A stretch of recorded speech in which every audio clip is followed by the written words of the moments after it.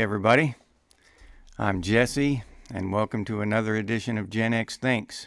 First of all, happy 4th of July. This is going to be the 4th of July edition, the Patriot edition, and today we'll talk about patriotism and nationalism and what it means today, as opposed to what it meant when we were kids. I did a video a while back about how our language is being manipulated, and that is very obviously happening if you're paying attention.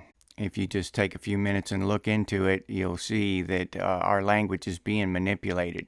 It's a lot like that book, 1984, and ever since I read that book, I've kind of been wary of that. So that I will admit that might be my bias pointing these things out to me, but it is happening. First of all, we're being told now that nationalism and patriotism is a bad thing. Like that's somehow the biggest threat to democracy. And I'm not going to get into a lesson here about politics and all that, but we're not a democracy. Democracy has been proven to be not the best way to govern. Democratically isn't it. That's not the best way to govern. It's been proven throughout history. So our founding fathers didn't choose that way. We're a republic along the lines of the old Roman Republic. And if you want to look into the differences of those, be my guest if you're not familiar with it. But I'm not going to explain them here. I'm just pointing out that what you hear the politicians saying about democracy and threat to democracy and all this, that's their key word that they use. Anything that they don't like is a threat to democracy. Democracy isn't the greatest thing ever. Maybe the republic isn't the greatest thing ever. Maybe we're going to find something better one day. But democracy isn't the greatest thing ever, and we're not a democracy.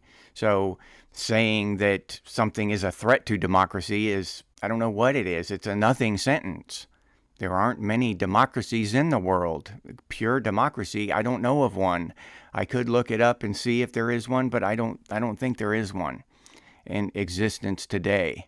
The last one that I know of was the ancient Greeks, and it didn't work. It fell apart back then. So just that word democracy, they like to use that word kind of to flail around and scare people with, and it's a threat to democracy. That's my only point there. Didn't mean to give you a history lesson, but they use these words. Nationalism now. Nationalism is a bad thing. Patriotism. The patriots. Right-wing patriots are the biggest threat to democracy. For a long time, literally hundreds of years, patriots were the best thing going. They were the best people in our land, were patriots. Why? Why don't they want us to be patriots anymore? Why don't they want people to be patriotic anymore? Why are they against this? And if you're paying attention at all, they are sowing division amongst us with all this Palestine and Israel and black and white and defund the police and all this other stuff. They are carving us up, carving up our society and dividing us.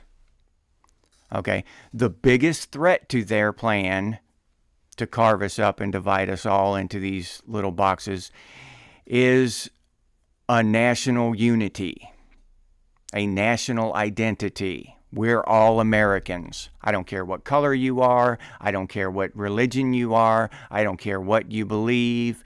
Worship a cow or foghorn leghorn. I don't care. You're an American. I'm an American. Let's protect our country. That is the biggest threat to their plan, is Americans being Americans and identifying together. That's another word they like to use, identify. I identify as a cat, so I'm separate from all of you. I identify as trans, so I'm separate from all of you. I identify as this, so I'm separate, and separate everybody into these neat little compartments and categories. And now all you have to do to push whatever agenda you have is, go through each little category instead of facing the entire front, the American people. Because the American people is the real strength. We are the strongest force probably in the world. The American people. That's why America has never been attacked. No foreign army has ever set foot on American soil because they know it will be destroyed by the American people. They will have to fight the American army and the American people. And we have guns to defend ourselves. And that's an important thing to remember, is that we are the strength. The American people. That's why they are dividing us with all of this weird stuff. You don't understand why they're pushing all this trans stuff, or why they're pushing all this racial division, or why. That's why. To weaken the American people. And that way they can push whatever agenda they want through. If you're a Democrat and you hate Republicans, you're going to vote Democrat no matter what, just to spite the Republicans, and vice versa. I'll vote Republican just because I hate Democrats. But up there, once you get into Washington on Capitol Hill, the Democrats and Republicans, they're the same. They're both laughing at us because they've got us divided and voting the way they want instead of voting the way that's best for us, and insisting that our politicians do what's right by us. They are doing what's right for their pocketbooks, their bank accounts. That's what makes their decisions. The American people are being divided in real time right now. We're being divided, cut up like a Thanksgiving turkey, and it is happening. And we allow it to happen, and we get weaker. That's what the 4th of July is about. Because there were 13 small colonies who stood up against the strongest military in the world. And they won because they were united. They weren't divided by religion and race and all this other stuff. They were united. And that's what our founding fathers wrote into our Constitution, to keep us united, so that we cannot discriminate against religion. That's why they separated religion from state. You cannot have a state religion in the United States of America. People are free to choose their own religion, and you cannot discriminate against them for that by law. Now, though, that's exactly what we see. We see that on TV. People up there discriminating against Jews. Why? They don't even know why they're doing it. They're just young kids being influenced by whatever. By the news, by the media, by TikTok, by this, by that. So we're being divided. It's a plan. It's done on purpose. All of this stuff is orchestrated. And all you have to do is open your eyes to see it. If you're a follower of the channel, you know I don't get too much into politics normally, but this is the 4th of July. If no other day we're going to talk about it, then we need to talk about it today. Because a lot of people have died for the freedoms that we enjoy now, and the freedoms that are being taken away from us almost every day. So if we take anything away on this Independence Day, I would hope that it be that we understand that everybody has an agenda. Everyone telling us something has an agenda. And nowadays it seems to be to divide us. Their agenda is to divide us, to chop up the American people into all these different categories, and then they can take our rights or win over one small category at a time.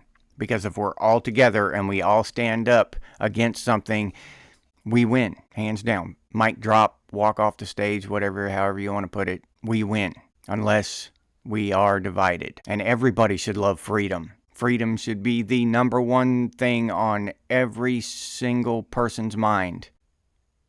And I'll leave you with that. Thank you for watching.